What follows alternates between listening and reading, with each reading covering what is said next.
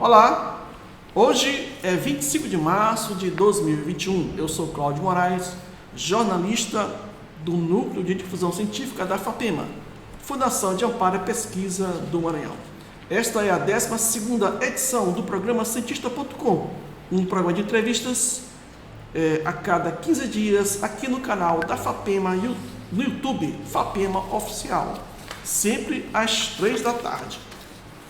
E vamos apresentar a nossa entrevistada de hoje, a professora Josilene Louzeiro Alves, da Rede Estadual de Educação e da UFMA, Universidade Federal do Maranhão, no PAFOR, onde ela atua no PAFOR, Programa Nacional de Formação de Professores da Educação Básica. Seja bem-vinda, professora Josilene. Tudo bem? Tudo bem, boa tarde. É uma satisfação receber a senhora hoje aqui no nosso programa Cientista.com.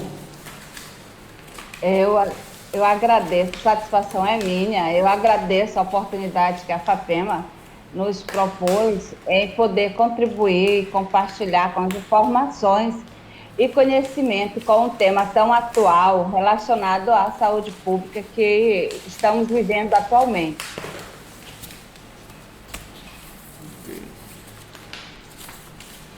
A professora Josilene é mestre em Ciência da Educação pela Universidade Lusófona de Humanidades e Tecnologia de Lisboa, tem graduação em História pela UFMA, integra o grupo de pesquisa Fundamentos e Metodologias do Ensino de História na Educação Básica da UFMA.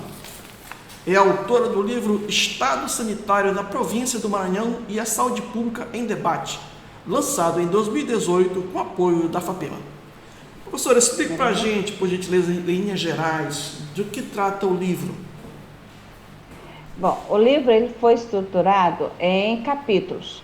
E desses capítulos nós tivemos o trabalho, no primeiro capítulo, para nós enfocarmos a saúde pública através dos tempos, enfocando a febre amarela no mundo, especificamente no continente americano, além de situar a pestilência da febre amarela no Brasil, chegando ao nível do Maranhão e mais precisamente à cidade de São Luís.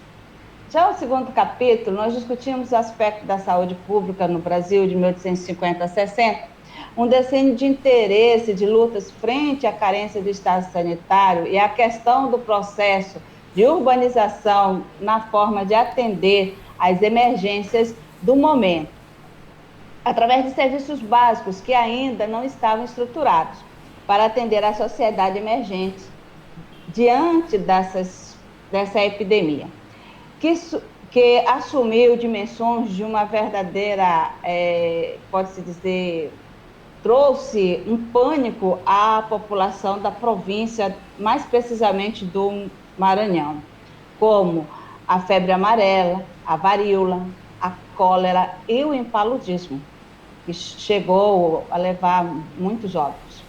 No terceiro capítulo, temos uma reflexão sobre o aspecto da realidade maranhense, no que destaca pelas suas características sociais, econômicas e políticas da cidade de São Luís e província do Maranhão.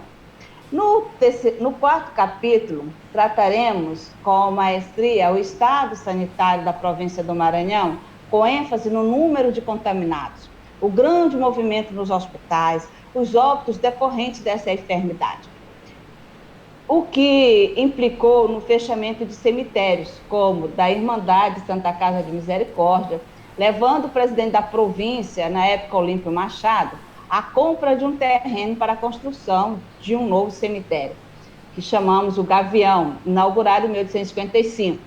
Também nós temos citado nesse capítulo o cemitério São José da Misericórdia, administrado pela Irmandade da Misericórdia. Porém, com o passar dos anos, quebrou-se o vínculo dessa Irmandade, da Santa Casa de Misericórdia, e esse cemitério, ele vem a ser chamado Cemitério São Pantaleão, conhecido popularmente como Cemitério do Gavião, em homenagem a uma área localizada chamada Quinta do Gavião. Também nós tivemos o cemitério dos ingleses, esse trabalho, ele nos traz uma relevância, porque com essa discussão do movimento dos hospitais, movimento do cemitério, nós vamos percebendo como estava o estado sanitário da época, tanto a nível de Brasil quanto a nível das províncias. E de acordo com suas pesquisas, quando que surgiu efetivamente a preocupação com as ações de saúde pública no mundo? Podemos dizer que antes de Cristo já havia uma preocupação, mas diante das organizações dos serviços médicos, que teve início em Roma no século II depois de Cristo, vai ter uma preocupação em busca de trazer uma qualidade de saúde à população. Então, em se tratando de assistência médica para controle preventivo das doenças, pouco foram usadas teorias na prática médica. O que nós temos de registro é que nos primeiros dias da República lá em Roma, a medicina ela esteve principalmente nas mãos dos sacerdotes. Praticavam-se nos escravos e mais tarde nos homens livres. Os médicos gregos, eles começaram a migrar para Roma no século III a.C. e logo passaram a ser requisitados no início do Império. No entanto, o conhecimento de técnicas de medicina para beneficiar os abastados, isso tem uma demora. O que nós temos é que eles confiavam a medicina, uma medicina folclórica, popular, e aos deuses. Somente no século depois de Cristo, no século II depois de Cristo, foi criado um serviço público de hospitais, salas de cirurgia. Quem faz essa discussão muito interessante é o Rosen. Ele trabalha sobre as epidemias do século XV. Ele faz um trabalho muito interessante nessa abordagem. No século IV, nós vamos ter vários acontecimentos que vão contribuir para a saúde pública como um objeto de atenção por parte de políticas públicas. Nós temos registro também citado pelo Rosen, nos anos 330, com a invasão dos bárbaros e o declínio político-econômico de Roma, houve uma desintegração do mundo grego-romano, afetado por toda a estrutura da cidade. Nós compreendemos, nós temos conhecimento na história de todo esse processo histórico. E isso vai vai comprometer essa cultura urbana e a organização da prática da saúde pública que já estava iniciada em Roma. Mas nós temos também, historicamente, um dos fatores determinantes ao desenvolvimento do mundo moderno, das organizações, das ações das organizações modernas da saúde pública, foi o desenvolvimento da indústria. A indústria ela vai impulsionar essa preocupação também com a saúde pública. Nós temos países como a Inglaterra, a França e a Bélgica, que eles vão iniciar essa assistência médica, essa preocupação com a população nos anos de 1830, que é a assistência médica aos operários. Esse novo mercado de trabalho industrial marcava uma nova era no crescimento comercial. Então, aumentava o número de mão de obra, o número de empregos, fator de grande valia para a organização comunitária. Que então surge essa relação social. Marx, ele vai discutir no seu livro, O Capital, ele vai explicar essa relação social de produção que vai assumir uma forma de um objeto, de maneira que a relação das pessoas e o seu trabalho se apresenta sendo um relacionamento de coisa consigo mesmo e de coisa com pessoa.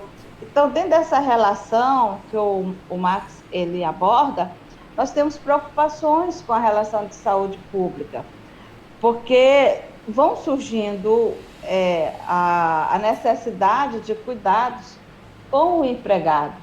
E daí esses países, como a Inglaterra e a França e a Bélgica, eles vão iniciar, dar uma retomada desses trabalhos, essa assistência a essa comunidade, né, carente, podemos dizer sobre isso, né?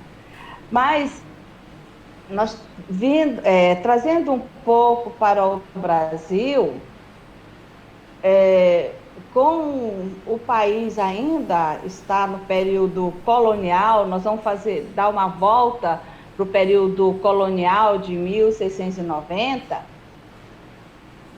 um dos governadores da província, ele foi afetado pelas epidemias, no caso, pelo impaludismo. Nada tão divulgado a nível da colônia da época, até porque nós não tínhamos informações, não tínhamos meios de comunicação para divulgar. Então, foi um fato localizado. Esse governador, ele sendo acometido por essa epidemia, ele é tratado, ele fica curado, e daí ele inicia uma campanha sanitária no Brasil, muito, muito timidamente, tá? Mas isso vai atender somente à realeza, porque a nossa sociedade era escravocrata e não tinha hospital para escravo. Atualmente, como está o nosso sistema de saúde também? Há uma relação muito... Eu digo que esse trabalho é muito atual, apesar dele ter... Apesar não, ele foi escrito em 1998, quando eu faço essa pesquisa e esses registros, mas o nosso estado sanitário, a nossa saúde pública atual, ela também passa por crise. Nós estamos vivendo um momento crítico da sociedade, não só Brasil, mas mundo, com uma epidemia, com uma pandemia, com um Covid. Na época, era a febre amarela, que dizimava uma população por não ter medicamento, não ter hospitais, não ter vacina.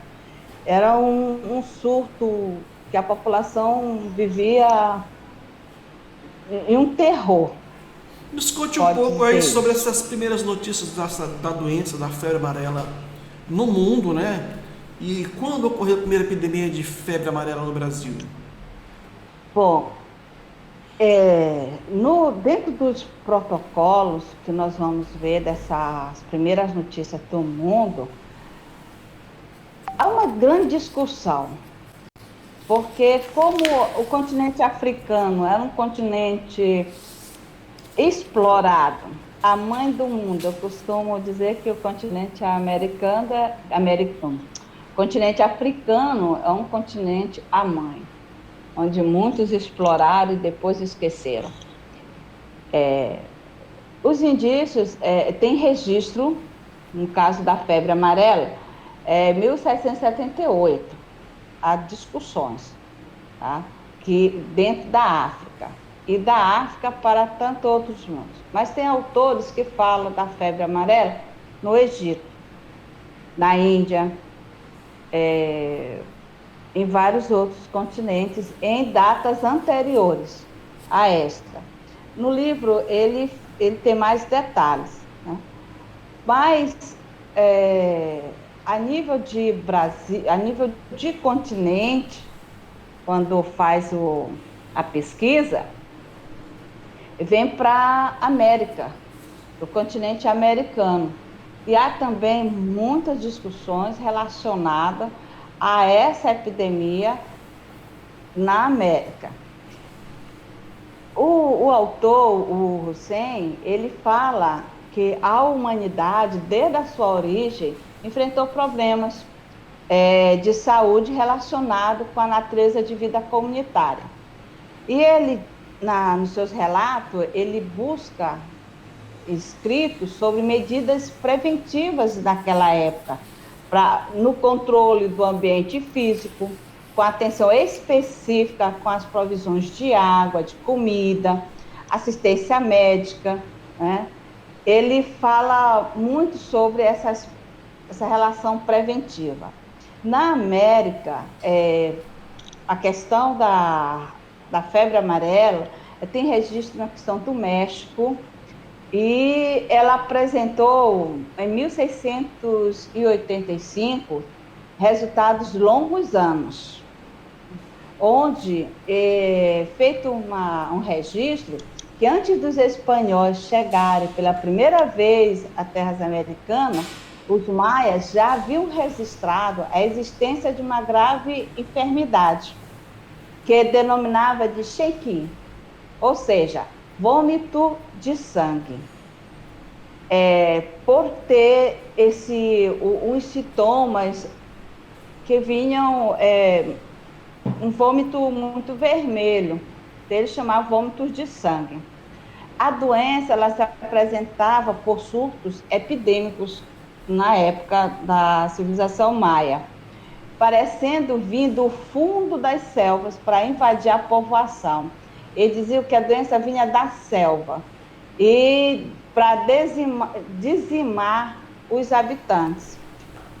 Mas aí nós temos um estudioso, o jesuíta Romuald de Brantôme, que é o primeiro a se referir à febre amarela com uma relativa precisão. Em 1635, ele escreve nos seus estudos que nesse período que havia os imigrantes franceses na ilha de Guadalupe, e que ao lado eles apresentavam os sintomas provocados com dores lombares, icterícias, os doentes ficavam amarelados, né? Era vômito negro. Então, ele faz uma descrição dos sintomas, né? E ele diz que a morte sobrevinha do terceiro ao quinto dia. Então, havia um período de tempo. Do primeiro dia ele apresentava o sintoma, do terceiro ao quinto dia era óbito. Bom, já o Breton, ele também faz seus relatos, né, que diz que a relação entre a derrubada de árvores e a doença, eles eram registrados de medidas que eles traziam relacionada à questão ao veneno. À medida que havia derrubadas de árvore, então eles eram acometidos, eles eram envenenados.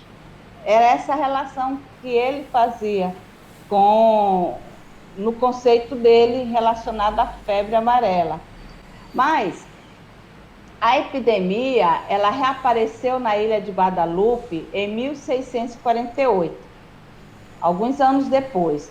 Nesse mesmo ano, aparece também em Yucatán, no México. E os viajantes, como Scott, que estudavam o avanço referido à epidemia entre os nativos, admitiram que a de Yucatán foi o primeiro surto identificado com segurança como sendo febre amarela, relatado nos escritos do Frei Diogo Lopes de Coglud, né? Professora, vamos agora então, vindo para o Maranhão, retomando a questão do Maranhão, vou falar sobre o estado sanitário do Maranhão entre 1850 e 1860, né, em onde aconteceram as epidemias de febre amarela. Bom, esse período do estado sanitário da província do Maranhão, a nossa sociedade, o estado de saúde, a província, nós não tínhamos uma estrutura de saúde pública, tá? Até porque não havia um interesse das autoridades. Nós não temos registro que a sociedade, o governo, ele tinha estruturado um estado sanitário, né? Então, para que a gente possa ver, os relatos estão dentro de uma abordagem da urbanização. Como estava essa urbanização? Como estavam essas casas nesse período? Então, vai haver uma questão dos higienistas, eles vão recomendar que as edificações deveriam ser padronizadas, né? Que as casas deveriam ser construídas da mesma altura, que não tivesse o excesso de largura nas ruas, que as casas deveriam ter vista para o sol, para que o sol penetrasse, para que o sol adentrasse a essas residências, porque elas eram muitas fechadas, e nós podemos constatar isso nas cidades, nas casas da construção ali na Praia Grande.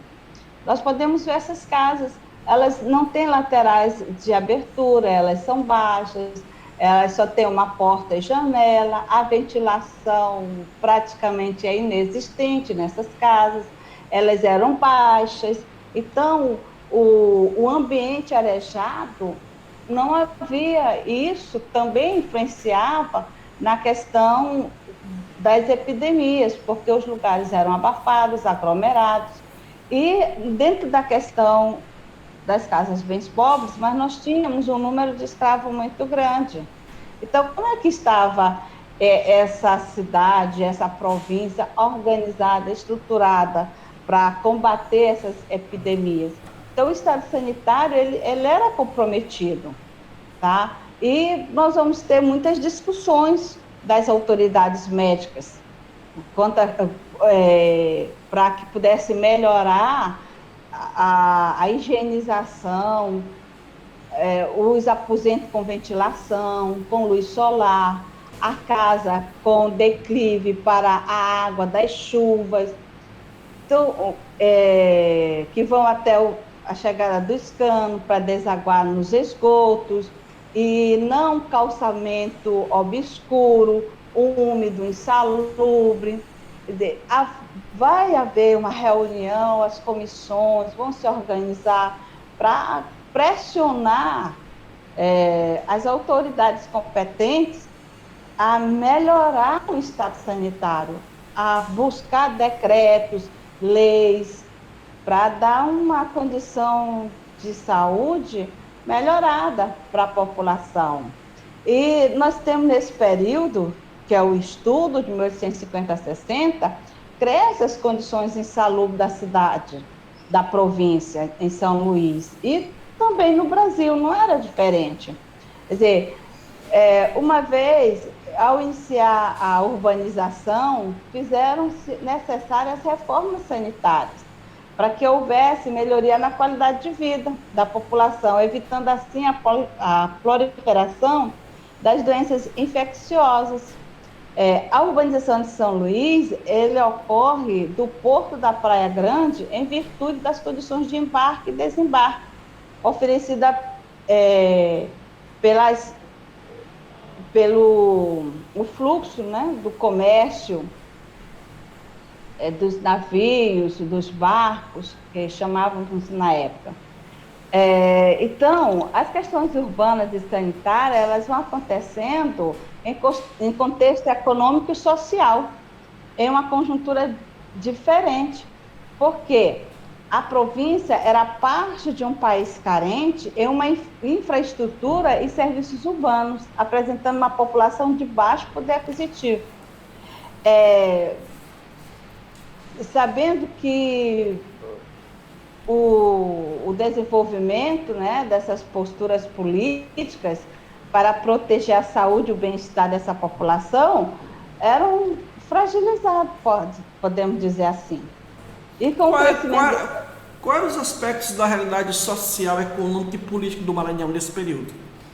A senhora traçou, não foi, alguns aspectos da realidade no seu livro? Sim, nos aspectos econômicos da nossa província, ela era estável. porque uma província agrária que vai se comportando de acordo com o mercado. A princípio, nós temos um cultivo, dentro da questão econômica, nós temos o cultivo do arroz, nós vamos ter do algodão, tá? E vamos ter a questão do tráfico negreiro. Bom, com a questão do arroz, o nosso arroz ele tem um mercado, ele tem uma balança comercial, mas instabilidades. Por quê? Porque não havia um investimento no maquinário. Apesar de nós estarmos no século XIX, nós já estarmos convivendo com uma revolução industrial, mas não havia investimento. Tanto que nós tivemos muitas fábricas em falência. E hoje nós temos em São Luís do Maranhão várias fábricas que foram à falência, fechadas, porque não foi investido, né, nessa cultura. Professora, e na questão política, a questão das epidemias suscitou, não foi? Alguma questão política, uma oposição política, uma instabilidade política?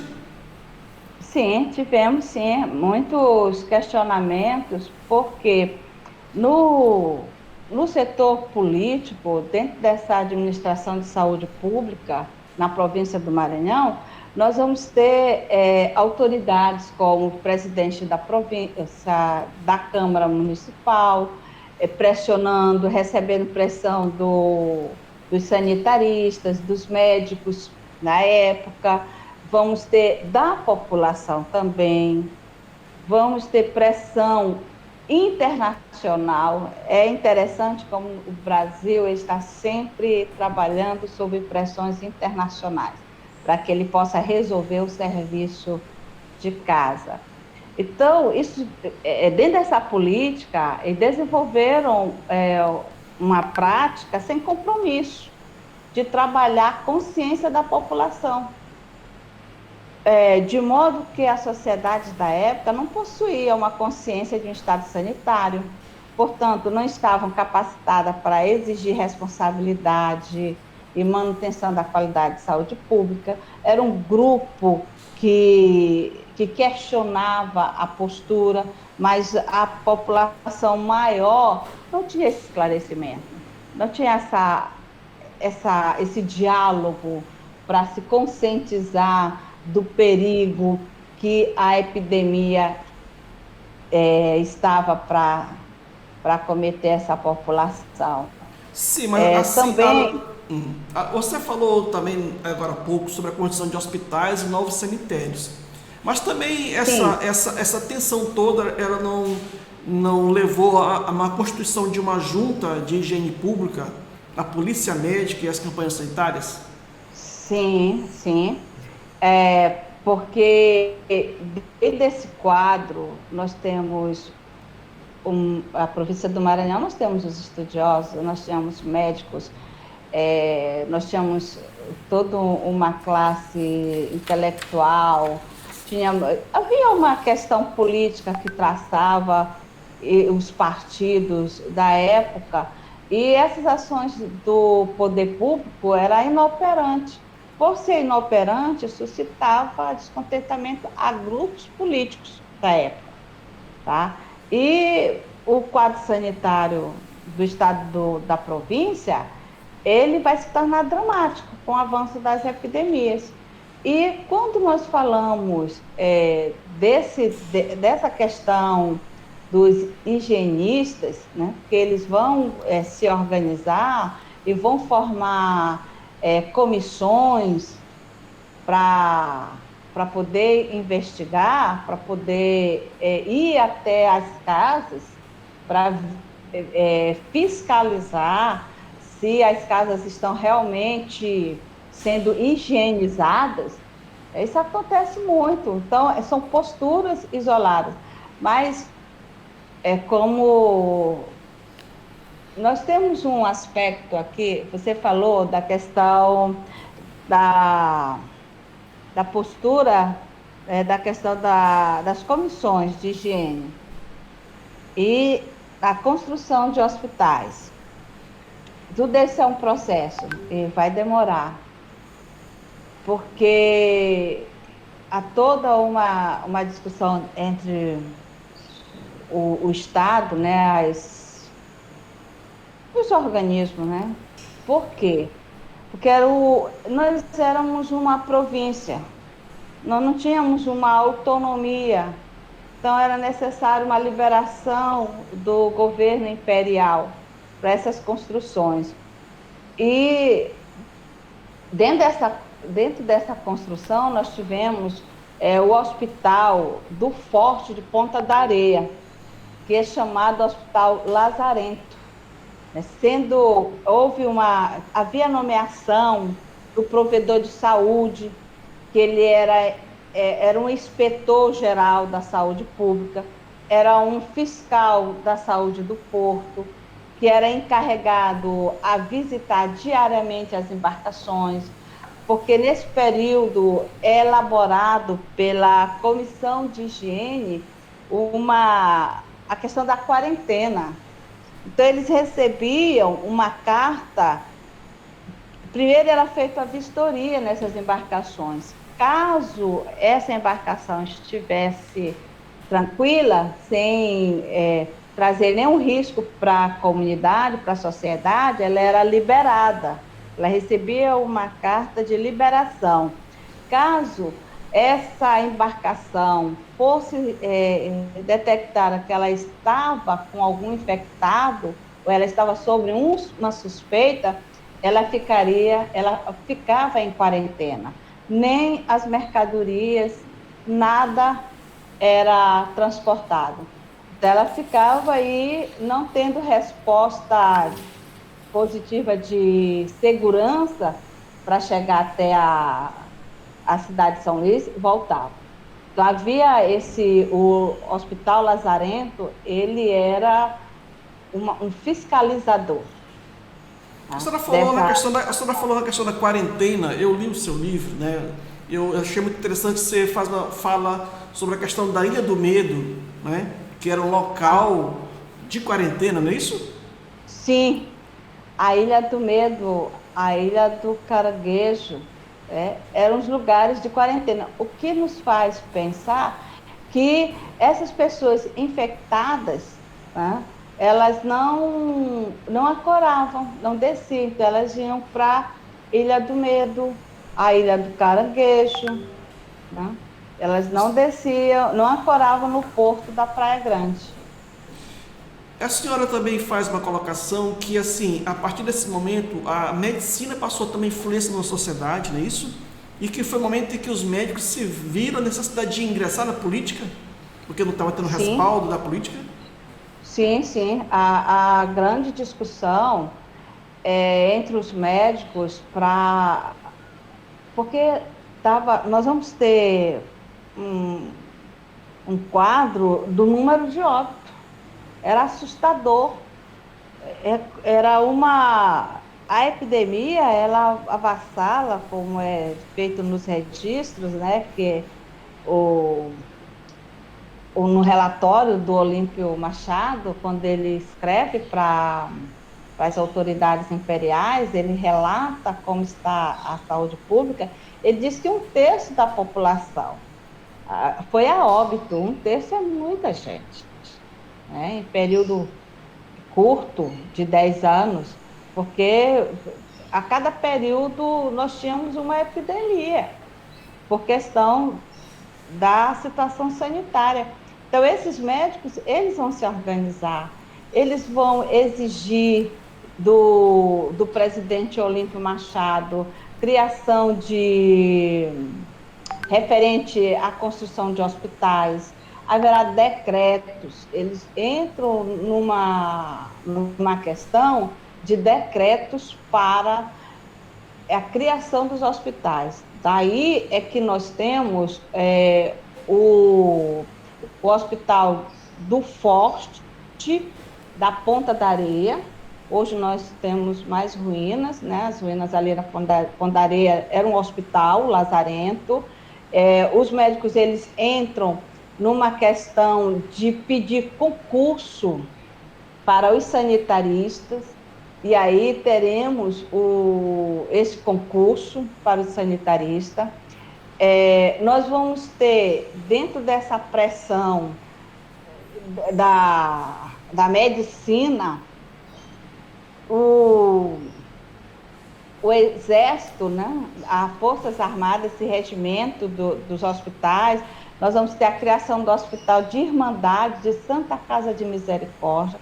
Nós sabemos que o Hospital de Santa Casa de Misericórdia era uma entidade que ela é da Europa, ela não é brasileira, ela não é questão local, ela tem, por exemplo, em Portugal, a Santa Casa de Misericórdia. E nós vamos ter o Hospital Geral, a pressão nesse período já é criado, nós temos 3 hospitais para suprir essa necessidade, que até então não vai suprir. Então, essa equipe médica, esse corpo médico, essa medicina, é que vai pressionar o governo, no caso, que é o presidente da província, a tomar medidas para conter essa epidemia, tá? Sim, Então, nós vamos ter. você falou na questão das Santa Casa de Misericórdia, né, que não eram brasileiras. Agora sim, você coloca também no seu livro que houve um esforço mundial para que fosse erradicada, né, a febre amarela. Me conte um pouquinho sobre isso para nós e como é que se deu essa interferência internacional no Brasil. Bom, são as políticas internacionais, né, que traz todo uma política para resolver a saúde pública, para buscar medidas, porque é uma experiência a eles e trazem como influência para o Brasil. Então, nós vamos ter aproximadamente, nos relatos, né, em 1851, nós vamos ter a primeira conferência de saúde, primeira conferência sanitária, né? A primeira exposição internacional sobre a discussão, ela vai acontecer em Londres, em Paris, sobre a questão de buscar resposta para as epidemias que estavam assolando os estados. Nós vamos ter, em 1874, que aí já vai para a quinta Conferência Sanitária Internacional, que ela vai buscar os continentes, dentro do continente americano, né, e que ela vai acontecer em Washington. Tá? Então, toda essa conferência científica para trazer uma discussão e trazer resposta à sociedade para buscar medidas como vacinas para outros países emergentes, no caso, a questão do Brasil. Fale pra gente Então, fale um pouquinho sobre a Fundação Rockefeller, que esteve aqui no Brasil. Não esteve aqui no Brasil, né? Teve uma atuação no Maranhão também, ou não? sim, sim. Essa fundação, ela vai enfrentar fortes, vamos dizer, oposição. Porque quando ela entra no Brasil, nós já temos estudos. E nós temos estudo pelo médico Oswaldo Cruz. Tá? Então, há um confronto de ideias entre a fundação e os médicos nacionais, porque eles conhecem a realidade do Brasil, eles têm um conceito sobre como essa epidemia ela é proliferada. Nós estamos falando da febre amarela nesse caso, não é isso? Da febre amarela, né? Dentro dessa atuação. Então, a Fundação Rockefeller, ela vai receber uma forte oposição da comunidade nacional, né? Então, eles vão buscar um acerto ou um diálogo a fundação ela vai ter muitas mudanças, porque ela vem com um pensamento muito autoritário e o Oswaldo Cruz, ele tem um pensamento, ele já tem um Isso na verdade já é 1900, não é isso? Já é no século XX, não é isso? Já no final. Por quê?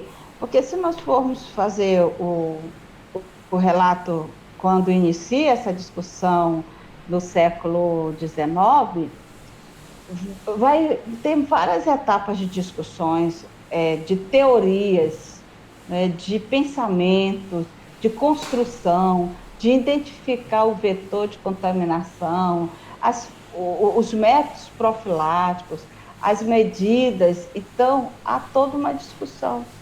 E quando o Oswaldo Cruz ele tem a sua postura, é aí que vai haver um acordo.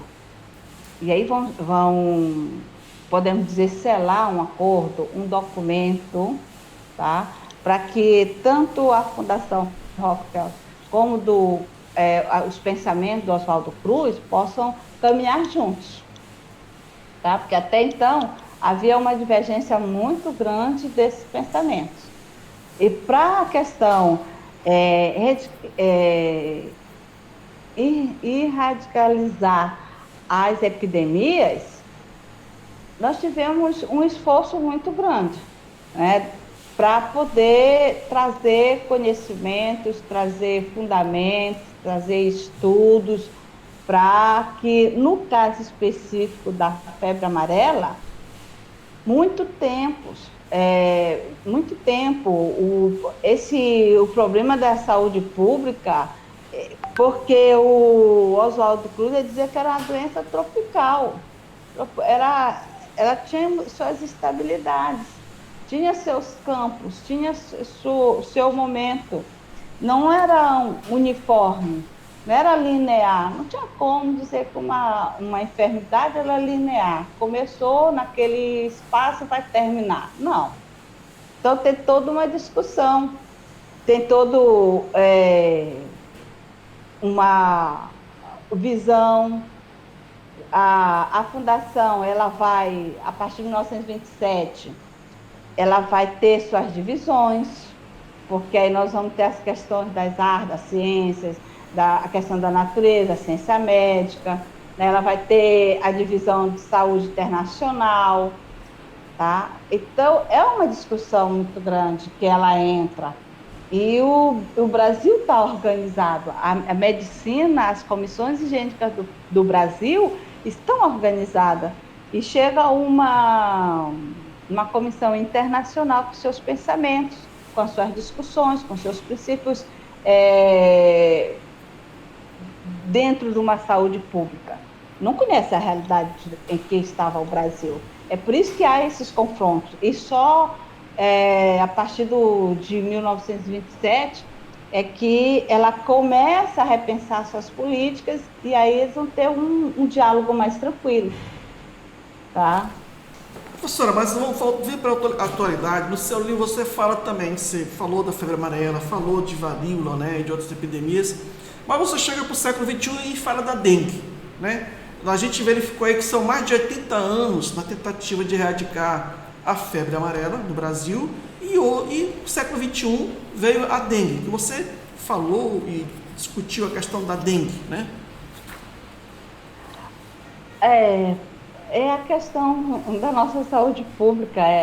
Nós nunca vamos ficar livres das epidemias, das pandemias, porque estamos em um habitat onde há todo um ecossistema. E o mosquito, né, trazendo a questão da dengue, já para o século XX, acho que em 2018, nós tivemos muito essa questão da dengue. Até hoje nós temos lugares isolados, mas nós temos. Ele não está radicalizado, ele não está exterminado, o mosquitinho da dengue, não. Ele tá aí passeando por todos os lugares, né? E a questão do mosquito, desse vetor, ele está em todos estados brasileiros, né? Os maiores índices de infecção são nos registros de bairros com alta densidade populacional, baixa cobertura vegetal, onde o mosquito encontra alvos para alimentação mais facilmente, a questão da falta de estrutura em algumas localidades, sem fornecimento regular de água. A questão da água, ela é a questão do armazenamento, desse suprimento, a questão desse recipiente, a questão desse tratar da água, o esforço para o controle, as autoridades, de uma certa forma, questão das visitas dos agentes de saúde nos lugares, mais precisamente nos bairros, para que possa dar um diálogo, uma conversa com a comunidade, como tratar essa água, como conservar essa água, como ter uma água de qualidade em casa, com seus reservatórios, né? A senhora trata em um capítulo, a senhora trata da questão da dengue, né? Esse livro de 2018, sim, você fala que ele, na verdade, era a mais importante doença viral, certo? Da época, antes da Covid, né? Mas eu achei interessante que tem algumas colocações que são muito similares, por exemplo, com a questão da Covid, né? Os diferentes estados clínicos, né? A cada epidemia de dengue, né? As infecções secundárias, né? A senhora fala também sobre a questão dos sorotipos virais. A senhora poderia falar um pouquinho sobre isso?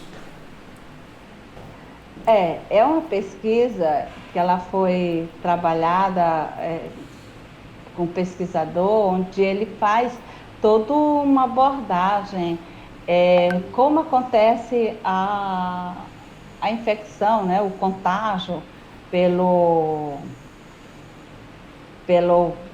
mosquito da dengue, faz eu falar pelo Covid.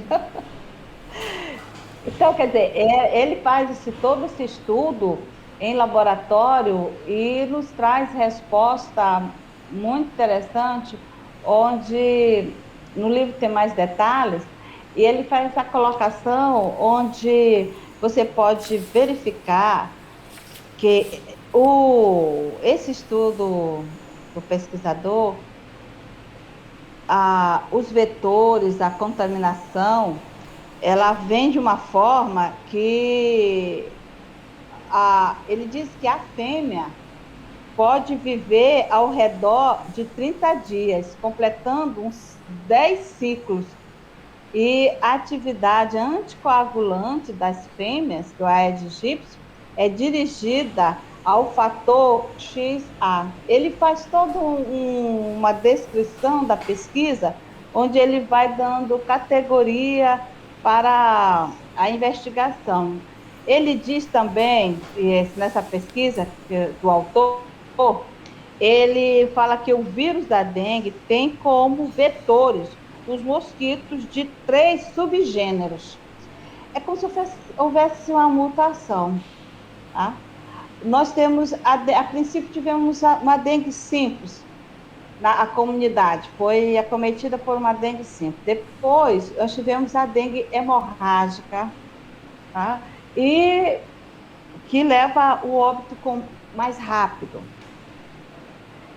Também nós temos, no livro, nós vamos dar com mais precisão, que ele descreve o vetor de uma forma, ele faz a pesquisa e detecta em 1726, tá? Esse vetor. E ele chama que o gênero Aedes só foi descrito em 1818. Então, a questão da dengue não é nova para nós. Não é nova. Ela vem desde o século XVIII, ou desde o século XIX. Tá? Ele diz também, na sua pesquisa, que aí nós tivemos variantes, no caso do mosquito Aedes aegypti, que é responsável pela transmissão da dengue, da febre amarela, da zika vírus, da febre chikungunya. Né? Então, quer dizer, ficamos falando só da dengue, mas aí nós tivemos outros casos. Na sua avaliação, quais os motivos que podem ser atribuídos para o surgimento de novas viroses na atualidade, como a Covid, por exemplo? Bom, nós podemos falar da questão, voltando para políticas públicas, né? Voltando para medidas, voltando para o diálogo, a educação. Vamos pontuar a educação. A educação do conhecimento mesmo nas escolas, as informações, as vias de informação, trazendo clareza para a população na questão da higiene. A higiene, ela nos traz uma segurança na qualidade de saúde. O banho diário, a lavar as mãos, tá? Porque as nossas mãos, ela tem uma infinidade, se nós formos fazer um exame bacteriológico, né, uma cultura das nossas mãos, colocar em um meio de cultura, 24 horas, você vai ver um número, mais de 100 mil bactérias.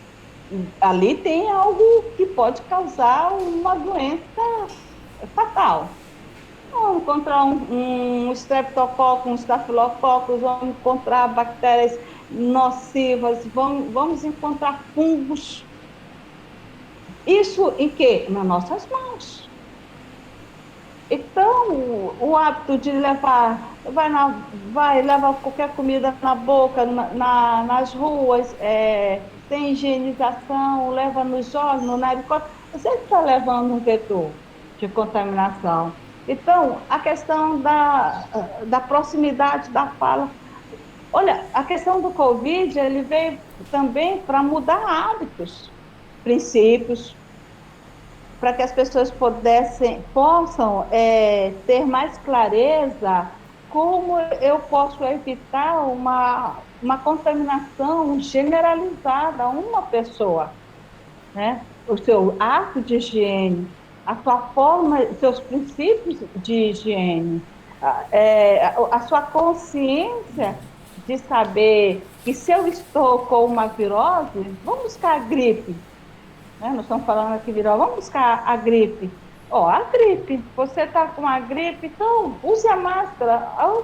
Alguém ficaria assustado por uma pessoa entrar num ambiente 3 anos atrás de máscara.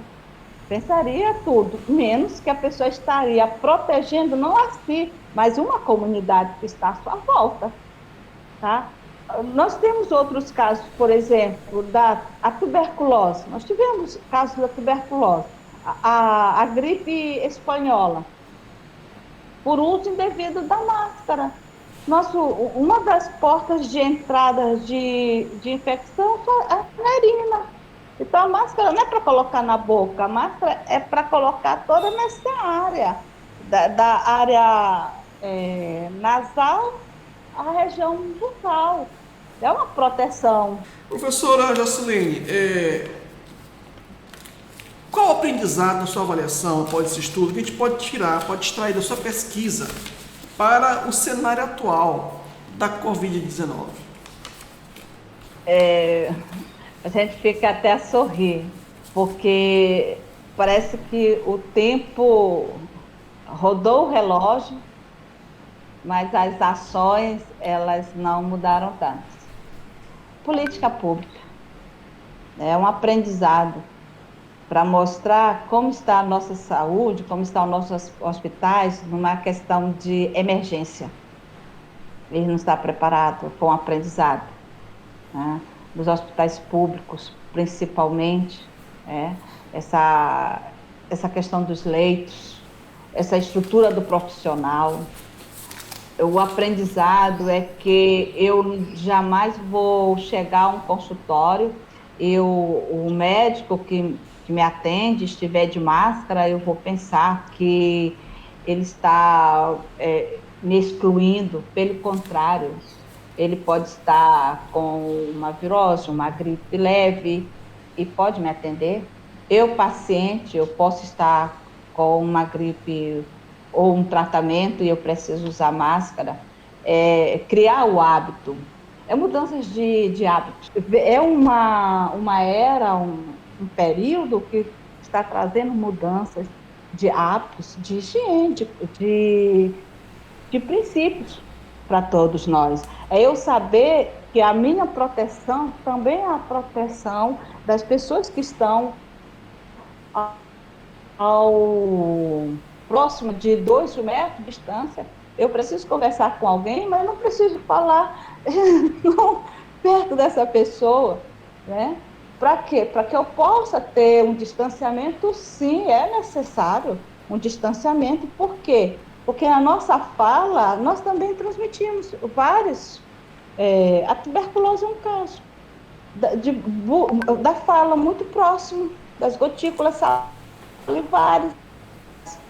Há pessoas que falam e gotículas salivares voam, e o outro está ouvindo, está vendo, há uma gotícula ali nos lábios da outra pessoa. Então, nós precisamos ter um distanciamento, sim, de falar, de conversar, principalmente nesse momento, respeitar. Então, nós vivemos um momento onde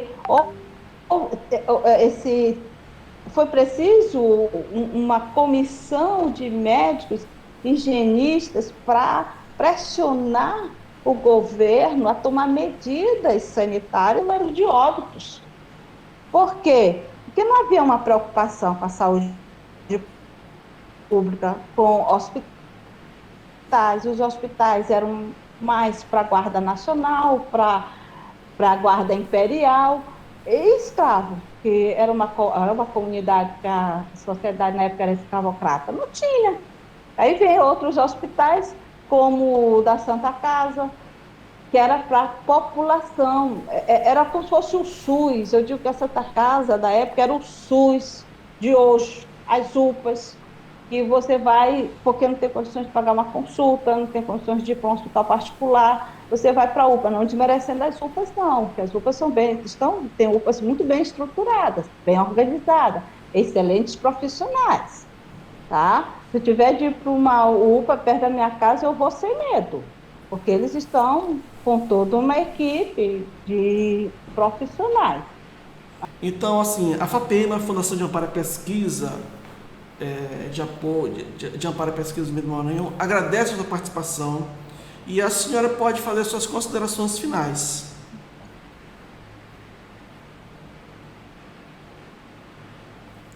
Eu agradeço a oportunidade de estarmos nesse breve diálogo, nessa breve conversa, que a FAPEMA me proporcionou, sim, a questão do livro, da publicação, do edital, que passei por toda uma equipe de avaliação, e no final tive a aprovação e a publicação do livro, que é o Estado Sanitário na província do Maranhão, e Saúde Pública em Debate. Eu quero deixar minha gratidão e agradecer por esse momento, pelo convite, por nós estarmos nessa discussão tão atual, que nos faz repensar a nossa postura e o nosso relacionamento com as pessoas também. E eu deixo aqui meu agradecimento à FAPEMA e o jornalista e toda a sua equipe da produção dessa entrevista, desse momento. Chegamos ao fim, infelizmente. Nosso muito obrigado à professora Jocilene Louzeiro Alves por ter aceito o nosso convite.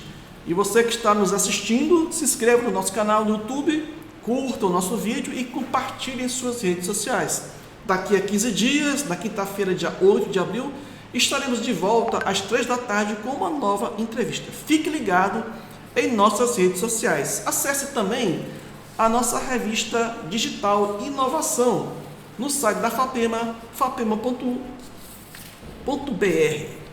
Cientista.com, eu sou o Cláudio Moraes, na técnica, o apoio é de Rubenilson Costa, a arte é de Mota Júnior, a coordenação do Núcleo de Difusão Científica é da jornalista Leidiane Ramos, o presidente da FAPEMA é o professor André Santos. Um grande abraço, até a próxima, boa tarde.